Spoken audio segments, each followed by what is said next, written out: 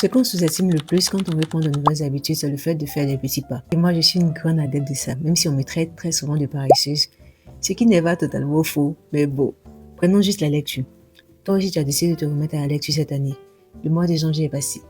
Rien. Février aussi est en train de passer. Même une seule page t'as pas lu. Si aujourd'hui j'arrive à lire 6 livres, 7 livres et même parfois 10 livres par mois, c'est pas pour rien, c'est juste que l'année dernière, à la même période, j'ai décidé de me remettre pour de bon à la lecture. Et au départ, je suis partie de rien. Mon objectif, c'était de lire seulement 10 pages par jour.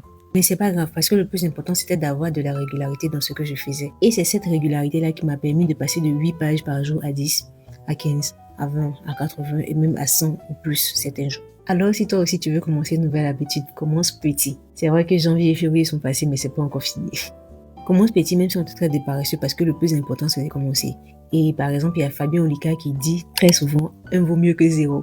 Et n'oublie pas que si tu veux te remettre à la lecture, tu pourras trouver des livres de tout genre sur mon compte, peu importe le genre littéraire que tu lis. Bon, il n'y aura pas vraiment d'horreur, mais bon, il y en a pas mal quand même. N'hésite pas à faire un tour sur ma page et tu pourras trouver des recommandations en fonction de ce que tu as envie de lire.